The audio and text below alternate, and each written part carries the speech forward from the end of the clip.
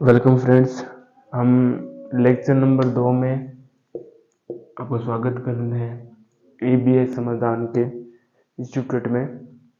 और जो हमने प्रीवियस क्लास में पढ़ा था, हमने परमाणु के बारे में, परमाणु से जो रिलेट अपनी यूनिट थी हमने वो स्टार्ट कर दी थी। ठीक है, उसके अंदर हमने द्रव्य ब्रोगली, द्रव्य संबंधित द्रव्य ब्रोगली की हमने जो नियम थे, जो उसने अवधारणाएं थी, उनके बारे में हमने पढ़ा था। ठीक है, अब जब हमने पिछली क्लास में जब हम ये इसको एंड कर रहे थे, तब हम लास्ट में थे, हमने कहा था कि एक समीकरण आई थी। समीकरण क्या थी? Lambda equal to H upon क्या थी? mv थी। ठीक है, जो लैम्डा यहाँ पर क्या थी? तरंग दैर्ध्य। यह क्या था? प्लांक नियतांक था। और यह क्या था? मास था, द्रव्यमान था। और ये क्या था? किसी भी कण का वेग था। और मैंने पिछली क्लास में कहा था कि जो बड़ी वस्तुएं होती है हमारे दैनिक जीवन में, उनके लिए जो ब्रोगली नियम है ये नहीं लागू होता है, क्योंकि उनका अधिकतर क्या होता है? द्रव्यमान से बिगड़ जाता है, अधिक होता है। तो मैंने कहा था कि अगर किसी का द्रव्यमान अधिक है तो वो कण तरंग की तो प्रकृति कम दर्शाएगी, और वो किसी की प्रकृति अधिक दर्शाएगी, कण की दर्शाएगी। पर छोटे पार्टिकल, हम थोड़ा सा और आगे चलते हैं कि जो छोटे पार्टिकल होते हैं, इलेक्ट्रॉन होते हैं और प्रोटॉन, ठीक है, उनकी बात करें, न्यूट्रॉन की बात करें, तो उन कणों में क्या होता है? जो तो मास होता है उनका बहुत कम होता है। जैसे इलेक्ट्रॉन की बात करें 10⁻⁰ होता है। तो देखिए इसकी वैल्यू बहुत कम है। तो वैल्यू इसकी कम होने पर क्या हो जाएगा? जो तरंग की प्रकृति वो अधिक दर्शाएगी, बहुत काम आगे आएगी आपको। जो कॉन्सेप्ट है जो इलेक्ट्रॉन वाला है, तो इससे एक बात तो पता आपको चल गई होगी, जो इलेक्ट्रॉन है वो क्या दर्शाता है? तरंग की प्रकृति को दर्शाता है, ना कि अधिक क्या दर्शाता है? वो कण की प्रकृति को नहीं दर्शाता है। तो हमारे दैनिक जीवन में आपको पता चल गया होगा कि हमारे जो दैनिक जीवन में है, जो अधिकतर वस्तुएं आप अपने आसपास देखते हो, बड़ी वस्तुएं देखते हो, उनका अगर जो मास है वो अधिक है, तो वो तरंग की प्रकृति को, वेव की प्रकृति को नहीं शो करेंगे, वो करेंगे कण की प्रकृति को शो करेंगे। और जो छोटे पार्टिकल है, जैसे इलेक्ट्रॉन है, प्रोटॉन है, उनका मास बहुत कम होता है, द्रव्यमान बहुत कम होता है, तो वो वेव्स की तरंग है या तरंग की प्रकृति को अधिक दर्शाते हैं। ठीक है, अब हम अगले टॉपिक चलते हैं। अपने नेक्स्ट जो हमारा टॉपिक है, सब टॉपिक कह सकते हो आप इसको, सेकेंड टॉपिक है कि हम पढ़ेंगे द ब्रोगली जो समीकरण थे उसके हम क्या पढ़ेंगे? अनुप्रयोग। द ब्रोगली समीकरण के अनुप्रयोग। क्या पढ़ेंगे? अनुप्रयोग। ठीक है, कि अनुप्रयोग क्या होते हैं, इसके उपयोग क्या होते हैं द ब्रोगली समीकरण के। ठीक है, अब इससे पहले ना मैं आपको ये बात बताना चाहूँ, बोर आते हैं। बोर नाम के वैज्ञानिक थे, हमने 11th में इनकी परिकल्पनाएं पढ़ी होगी बोर की। तो वही बोर वैज्ञानिक थे, उन बोर ने क्या कहा? ये होता है नाभिक। हम देखो इसमें हम ना बार बार इसकी ही चर्चा करने वाले हैं, तो इसको आप अच्छे से इस कॉन्सेप्ट को पकड़ लीजिए और इसको समझ जाइए कि हम क्या बात कर रहे हैं। ठीक है, ये नाभिक होता है। ये क्या होता है? नाभिक। तो इसके चारों ओर क्या होता है? ऑर्बिटल होता है। ऑर्बिट होता है जिसको आप क्या कहेंगे? कक्षा कहेंगे।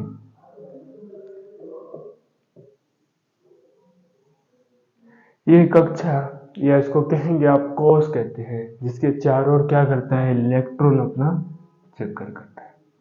तो बोर ने यह बताया कि जो इलेक्ट्रॉन है ना, ऐसे नहीं है कि चलता चलता यहाँ पर आ गया, या मैं कक्षा की एक कक्षा और बना लेता हूँ इसमें चला गया। नहीं, एक निश्चित कक्षा है, एक सुनिश्चित कक्षा है, जिसमें ही इलेक्ट्रॉन क्या कर रहा है?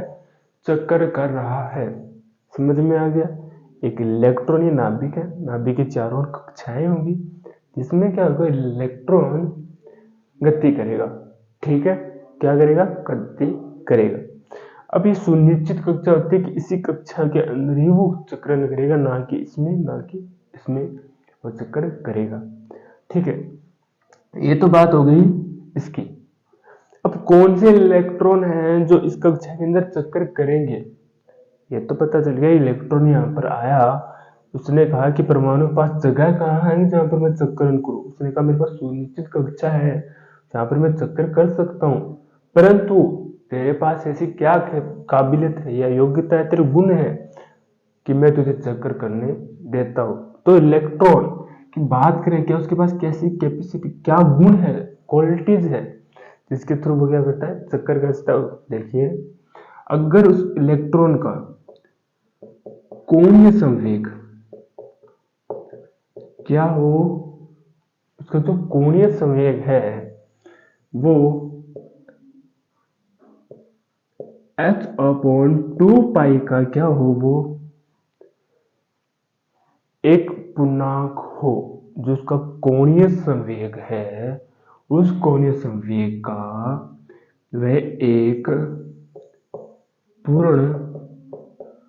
पूर्णांक बनता हो, तब वो क्या करता है, जो एक सुनिश्चित कक्षा है किसके परमाणु की, वहां पर वो इलेक्ट्रॉन चक्कर कर सकता है। अगर ये कंडीशन फॉलो नहीं करेगा तो वो चक्कर नहीं कर सकता। तो सीधा सा क्वेश्चन है कि इलेक्ट्रॉन पास क्या गुण होना चाहिए कि वो चक्कर करेगा।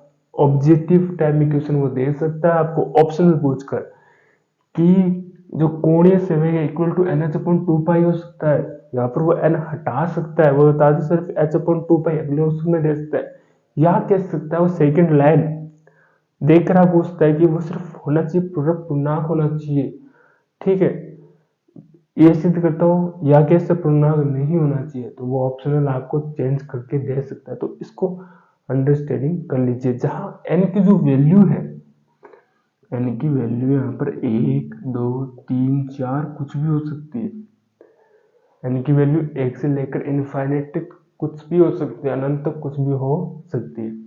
ठीक है, कोणीय संवेग की वैल्यू क्या होती है, कोणीय संवेग को हम mv/r टू आर NH/2 से डिनोट करते हैं। ओके, यहाँ पर नॉर्मल स्पीड तो h क्रॉस भी लिख सकते, तो यहाँ पर सिर्फ हम h लिखते हैं। ठीक है, इसको h आगे आएगा आपका h क्रॉस। ठीक है, ये h लिख दिया। ठीक है, अब देखिए कि ये हमने पढ़ लिया mv/NH/2। ठीक है, ये समीकरण नंबर 1 हो गई। अब देखिए यहाँ पर वापस चलते हैं, हमने क्या पढ़ा, हमने ये सूत्र पढ़ा ना कि लैम्डा इक्वल टू होता है h/mv। तो हमें वैल्यू किसकी मिल रही है, हमें वैल्यू मिल रही है mv की। क्या मिल रही है, किसकी वैल्यू मिल रही है, हमें वैल्यू निकाल लेंगे। यहाँ पर mv की वैल्यू निकाल लीजिए आप, mv की वैल्यू निकाल लेते हैं। ठीक है, mv की वैल्यू निकाल लीजिए तो ये आ जाएगा आपको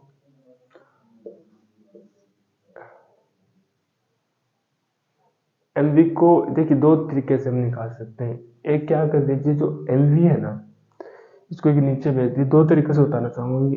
r इक्वल टू NH, इसको आप n है, ठीक है, NH/2 r sorry mv m।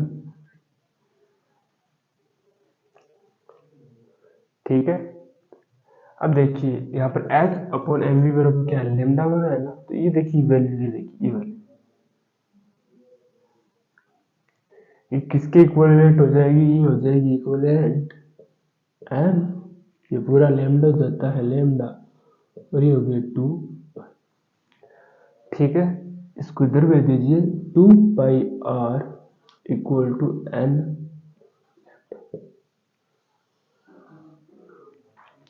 Okay, मैंने यहाँ से क्या कहा, मैंने एक दो तरीके से भी आप निकाल सकते हो, चाहो तो यहाँ पर आप mv की वैल्यू निकाल सकते हो, mv, परंतु हमें क्या अगर सिर्फ तीनों की वैल्यूज है, तो मैंने सिर्फ यहाँ पर इतना ही किया है, जो mv है मैंने इसको नीचे लिया है, तो मेरे पास h/mv बन रहा है।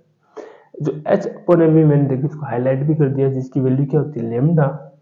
लेमडा जिसकी वैल्यू जो तरंग दे रही है, ये कहाँ से निकाला, द ब्रोगली समीकरण। तो आपको ये कॉन्सेप्ट इसको करने से पहले याद होना चाहिए, जिससे बहुत आसान बन जाएगी de ब्रोगली समीकरण के अनुप्रयोग। अब आता है क्वेश्चन ये रहा, क्या था 2πr,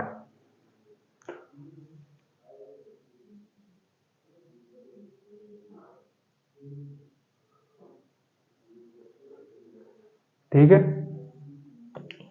ये क्या चाहता था, आप क्या चाहता है r equal to n upon lambda 2π, ठीक है। इसको जब हमने हल किया तो क्या जाता है 2πr n अपॉन लेमडा, ये आ जाता है, ठीक है। अब देखिए जो ये 2πr है ना, ये क्या, ये 2πr ये है अपनी कक्षा की परिधि, क्या है, कक्षा की परिधि है, ठीक है। 2πr क्या है, कक्षा की परिधि, मतलब ये चारों आपकी इलेक्ट्रॉन दिख रही है ना, ये क्या, इसकी कक्षा की इसकी परिधि है चारों ओर की, ठीक है। और इससे एक और तथ्य निकलता है। अब देखिए इसमें कंडीशन है कि जो इलेक्ट्रॉन है, क्या है, इलेक्ट्रॉन को समावेशित होने के लिए, इलेक्ट्रॉन को,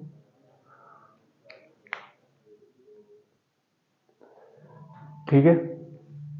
अब हम आगे क्या बात कर रहे थे, हमने बात कर रहे थे कि हमने एक सूत्र निकाल लिया था 2πr इक्वल टू, हमने क्या पढ़ा था, n लेमडा, जहां ये क्या थी, कक्षा की परिधि, ये है कक्षा की आपकी परिधि, ठीक है। ये है जो इलेक्ट्रॉन हम ले रहे हैं ना, उस इलेक्ट्रॉन का तरंग दैर्ध्य, ठीक है। अब कंडीशन आती है, अब क्या होता है, जो इलेक्ट्रॉन है ना वो स्थिर है, अब पहुंच भी गया है, ये इसकी कक्षा है, यहाँ पर इसकी सुनिश्चित कक्षा है, इसको ये भी पता चल गया है इसका अगर कोणीय संवेग, क्या हो, इसका कोणीय जो संवेग है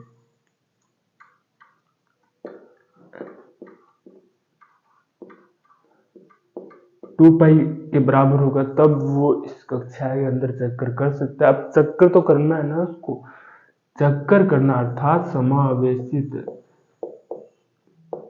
आवेशित, क्या बोलते हैं हम उसको, सम आवेशित, कौन सी कंडीशन में होगा, कक्षा परिधि के अंदर समावेशित होने के लिए जो इलेक्ट्रॉन की तरंग दैर्ध्य, कक्षा की जो परिधि है ना, वो जो इलेक्ट्रॉन की तरंग दैर्ध्य की एक पूर्णांक जब होगी, एक पूर्ण पूर्णांक होगी, कौन, तरंग दैर्ध्य, तब इलेक्ट्रॉन समावेशित होगा, आवेशित हो जाएगा, तब जाकर क्या होगा, जो इलेक्ट्रॉन है, जो नाभिक के चारों जो कोश है, जो या ऑर्बिटल है, कक्षा है, उसके अंदर वो चक्कर करेगा, ठीक है। समझ में आ गया कि जो कक्षा की जो परिधि है, उस परिधि की जो तरंग दैर्ध्य एक पूर्ण पूर्णांक हो जाएगी, तब वो हो जाएगा समावेशित, और वो क्या करेगा, इसके और चारों ओर चक्कर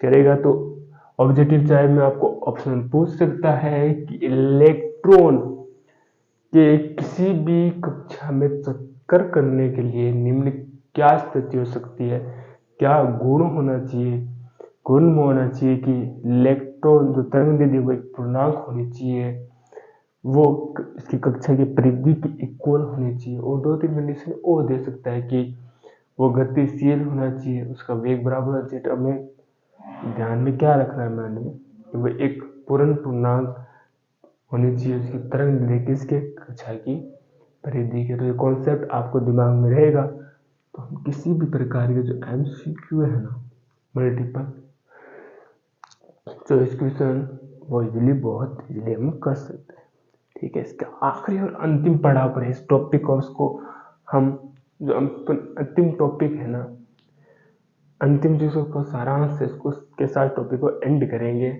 वो है दो अवस्थाएं आप पढ़ोगे, इसमें आखिरी है इन फेज, इन फेज, और एक आ जाती है आउट फेज, एक आ जाती है इन फेज और एक आउट फेज। दिमाग में सर ये इन फेज और आउट फेज होता है क्या, बताइए। यहाँ तक आपको हो गया ना।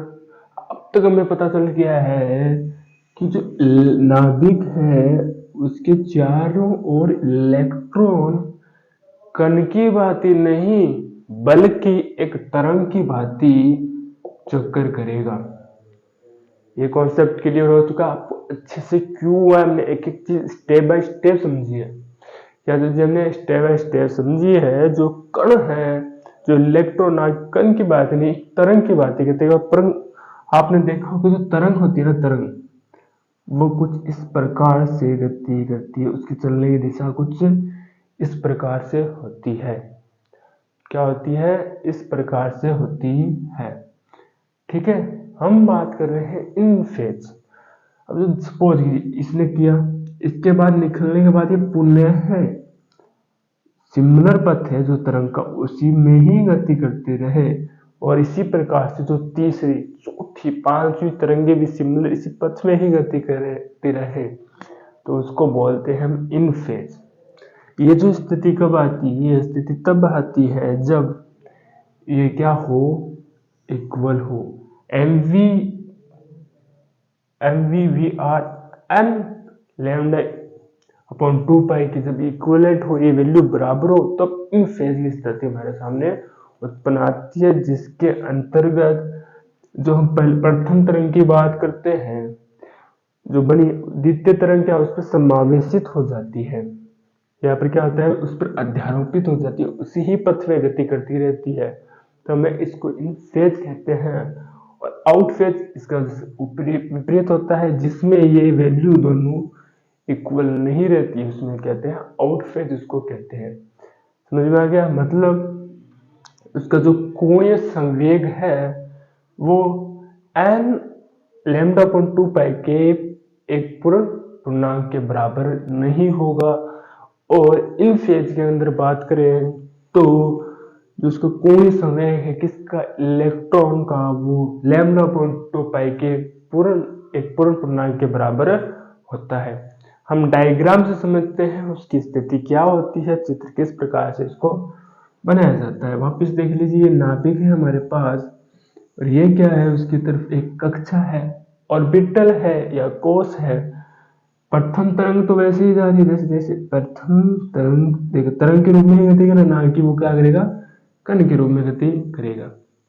परंतु जो सेकंड है ना, सेकंड वो कुछ इस प्रकार से देखिए, पथ सिमिलर है क्या, लगभग क्या है इसका उल्टा। तो तीसरी भी तरंग निकालोगे उसका भी थोड़ा पथ अलग हो सकता है। मतलब जो उसका कोणीय संवेग है वो h अपॉन 2 पाई का पूर्ण पूर्णांक नहीं होता है। और इसी के साथ हमारा जो पहला टॉपिक है डी ब्रोगली संबंधित द्रव्य तरंग से संबंधित हमारे टॉपिक एंड हो जाता है। इससे रिलेट MCQ हम विस्तृत से अपने आने वाले वीडियो में करेंगे और इसके बाद हम अपना एक नया टॉपिक शुरू करने वाले हैं, हाइजेनबर्ग का अनिश्चितता का सिद्धांत। अगर आपको वापस समझ में नहीं आया तो क्लास को पीछे से देखिए, समझिए अच्छे से, और कोई भी चीज़ ऐसी चीज़ जो आपको समझ में नहीं आए कमेंट्स बॉक्स में लिखिए, आपको उसको जरूर सोल्यूशन दिया जाएगा। हमें देखने के लिए धन्यवाद। मिलते हैं आपको अगली क्लास में।